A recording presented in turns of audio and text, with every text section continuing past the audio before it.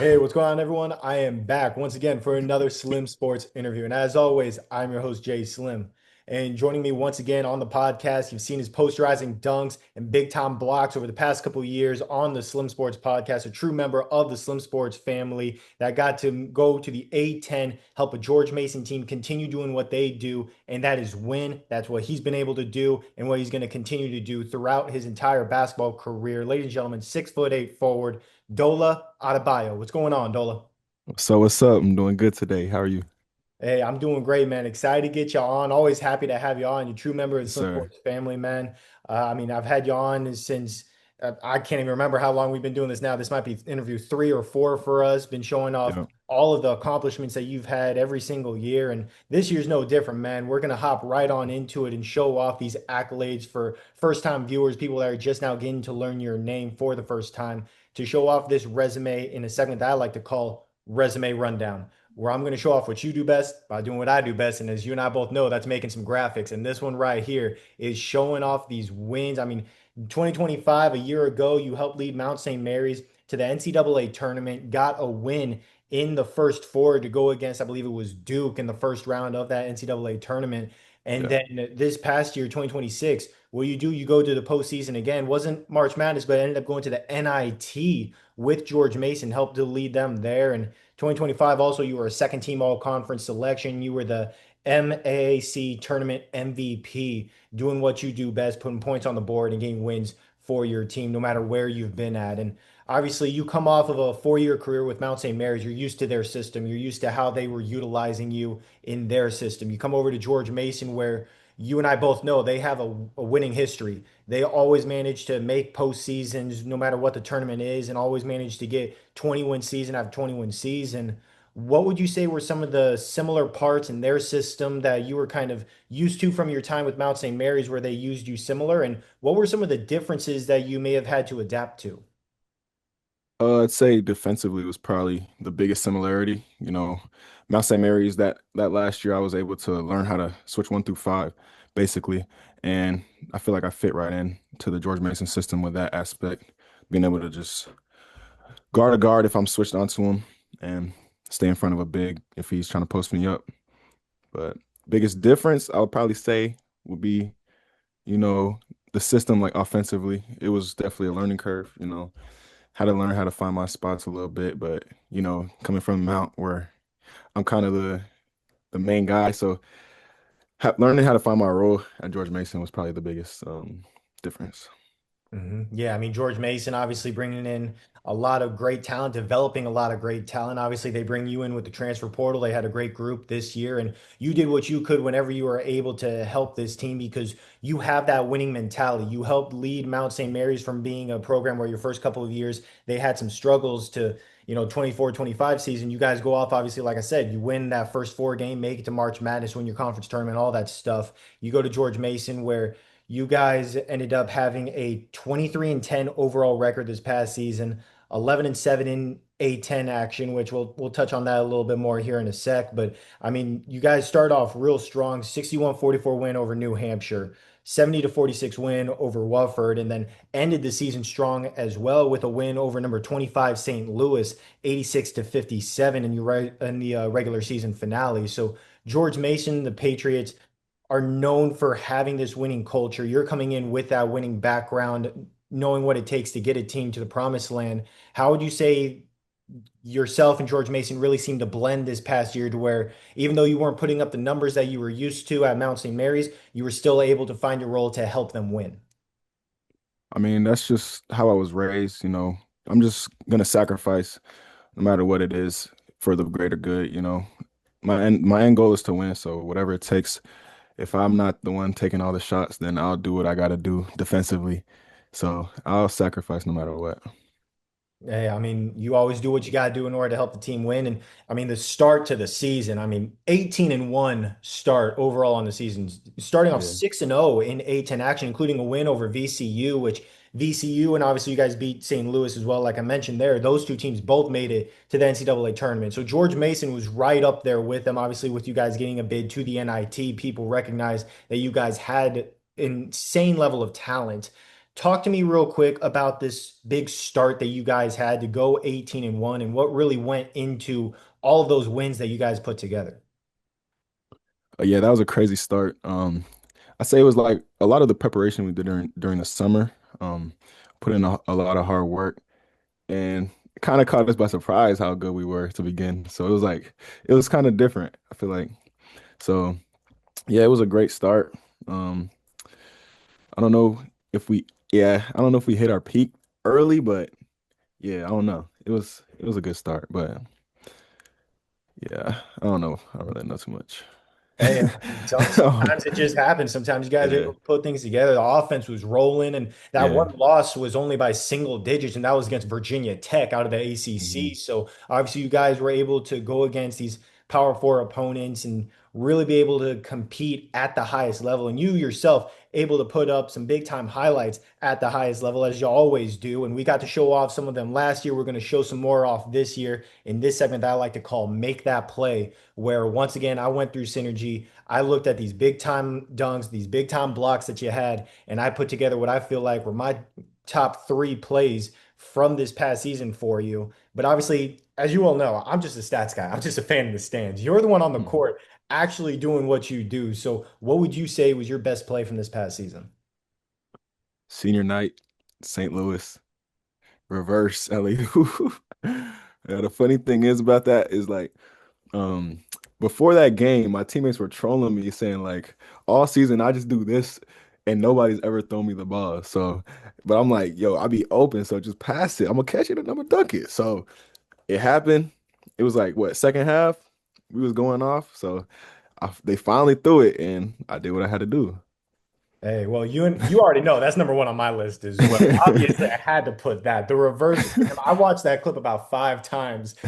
I mean, it was absolutely insane. And by the way, St. Louis defense probably should have realized, hey, don't leave this guy open. But obviously, your teammates were able to find you there. And we'll touch on that a little bit more here in a sec. But I'm going to start off at number three with another baseline dunk that you had. This one coming against VCU, where you ended up cutting Mm. the baseline without the ball, really able to move well without the ball this past year in the George Mason system. And you caught that pass right there, I believe, in the dunker spot. They hit you perfectly. And you rose up and just dunked it over top of the defender who thought he was able to block it. You said, no, not today. This is going on your head. And so that one's at number three.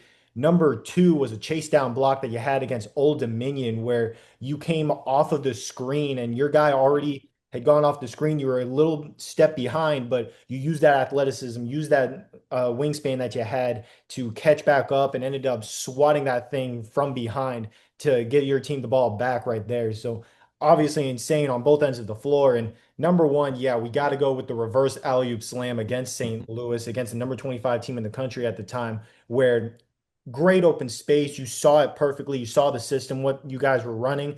You cut down the baseline, rose up. They threw it to you perfectly, and you caught it and slammed it behind your head. Obviously, insane athleticism that you've always been able to have, no matter what you've been able to do. And so, obviously, those three are just three of a whole lot of great plays that you had, but you weren't able to put up the same kind of numbers that you did a year ago, in part due to a foot injury that you suffered at some point during the season, which kind of limited your minutes a little bit. It's hard when you miss part of the season to really get back into the flow of the offense, especially for a team like George Mason, where you guys find that click to where you're able to put those wins together.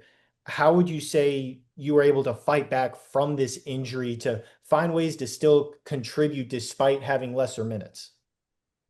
Um, yeah, I was going through way more than that foot injury, but I ain't gonna lie, God got me through that season healthy enough so I can like continue my professional career, and I've been just working hard, getting back fully healthy. The way I was able to push through was just really just building my faith in God, just and making music. Got a song called "Keep Your Head Up." Like during those tough times, I just play that, and it just keeps me going. And I just try to stay positive, especially like in the locker room, not be the type of guy like if stuff doesn't go your way, start being like a negative voice. Like always trying to encourage everybody else, even if it's not going for me. So yeah. Hey, sometimes being a true leader is doing things other than just putting up numbers. And although the numbers on this past season, like I mentioned before, I mean, aren't what you're used to averaging double figures, doing what you do there. This past season averaged 3.4 points per game, 2.3 rebounds. But again, you have those injuries, that stuff that you're going through that kind of sidelined you a little bit. You weren't able to get the same minutes. But at the start of the season, when you were fully healthy, when you were able to do what you're known for doing, 14 points and 8 boards against New Hampshire, 8.7 rebounds against Winthrop, 8 points, 5 rebounds against Welford. You were able to put points on the board, get those big time rebounds, had a couple of insane blocks during that time span as well. So you and I both know what you're able to do offensively, but defense, it seemed like that was a big time factor for you with your ability to switch 1 through 5, with the athleticism that you have. And defense was a big factor for this team as well overall, as well as the efficiency. You guys ranked second in the A10 in both field goal percentage and points allowed per game. So obviously, you guys have a very similar mindset as you're used to with your style of play that you really excelled at this past season. Talk to me real quick about how you really blended with that. I know we mentioned before how you blended with the winning factor, but when it came to the defense and the field goal percentage, obviously with you being so efficient with those two things, how would you say you really made your mark this past season for George Mason? I thank my coaches because they always get on me for that. Like, I didn't come in like they really pushed me this year. Like, I would be like jogging sometimes, and they'll make sure I'm sprinting no matter what. Like, or if I'm guarding a guard too closely, they always tell me like just back up, use your length. And I'm still working on it, but I've definitely seen improvements due to their coaching and just staying on top of me like throughout the whole year, and I've just grown from that. So thank them. Hey, I mean, they obviously have a great coaching staff there, obviously helping guys like yourself improve. And you guys start off the season really strong. Obviously, we mentioned the 18-1 start to the season. You guys had 80 ball games, 90 ball games, doing what you guys do. And then in conference play, that last stretch, there was some struggles. You guys ended up having a 4 game losing streak at one point, had a few other losses here and there, but were able to bounce back in some big ways. Obviously, the regular season finale against St. Louis, you guys were able to go out there and blow them out on senior night. But I believe there was 12 straight games where you guys never got over the 80-point mark, which wasn't like what you guys were used to the first half of the season. How would you say you guys were able to adapt and find ways other than just scoring to be able to come out with some of those wins like St. Louis to where you guys were able to find ways to be yourselves still? Um, I feel like we just always try to put ourselves in a position like to keep it close, and sometimes luck just favored us a lot of the times. But we put ourselves in those positions and we just capitalized on them when it counted. So yeah. Hey, sometimes if luck helps you out, there you go. I mean, sometimes that's a little bit of fortune goes your way, but obviously you guys had a whole lot of talent. Obviously, yourself, you're such an athletic player, such a dominant player when you're fully healthy, when you're in a great system that's able to utilize you in the right ways. And I mean, this past year in the A10 obviously was something completely different from what you were used to with your time with Mount St. Mary's. Talk me real quick about this one year with George Mason. What did that really teach you about your game and the game of basketball overall that you maybe weren't used to from your time with Mount St. Mary's that you can carry on over into your professional career? Most definitely. I learned a lot this year. I learned who I am, learned my identity, like not to tie not to tie performance into who I am, like who Dola is. So like it just gave me a lot more confidence. Like looking back, um, I'm able to go on the court and have fun, not worry about what happens, and ultimately that leads to better performance. Um, I'm recently working with like a he's like a coach because I've been dealing with back pain, but this past week or two, I've had like zero back pain because he's taught me how to just view it as a distraction and not really focus on it too much. And that's also helped me to on my journey to getting back 100%. Um, but yeah, just finding myself throughout this whole year. And yeah, I'm excited for this next journey, like this next chapter. I can't wait. Hey, there you go, man. I can't wait to see where you end up, the next part of your career, be able to go overseas, start your career at the professional level, and work your way back over, maybe get a spot in the G League, and hopefully one day be another Adebayo in the NBA. I know obviously everyone hears your last name, they think that you're related to Bam Adebayo. I did too at first. If you watch the first interview we ever had, that was I think that was one of the questions I had there. But I mean, obviously you played with some insane talent throughout your career, and I gave you a chance to shout out some of your old teammates from Mount St. Mary's last time I had you on to get them on the podcast. I had one of your guys, I forget his name now, the other big man that you guys had. He's playing JD. overseas. Yeah. Yeah, insane guy as well, insane athleticism, just like yourself. He had a great year this past year in the Yeah. pros. I want to give you a chance once again to shout out some more teammates, some more people that you might know in a quick segment that I like to call "Who's Up Next," where you can recommend them to get them on to tell their stories, talk about their careers, just as you're doing now. So, who would you say is next up on the Some Sports podcast? My boy, Emmanuel Conga. That's my boy. That's my brother right there. He was a freshman last year. He's a monster. Like he's gonna be amazing. And shout out Devin Booker too. He transferred from George Mason to LaSalle, but he's a dog. He works hard every day. He was one of my freshmen too. Isaiah Skin too.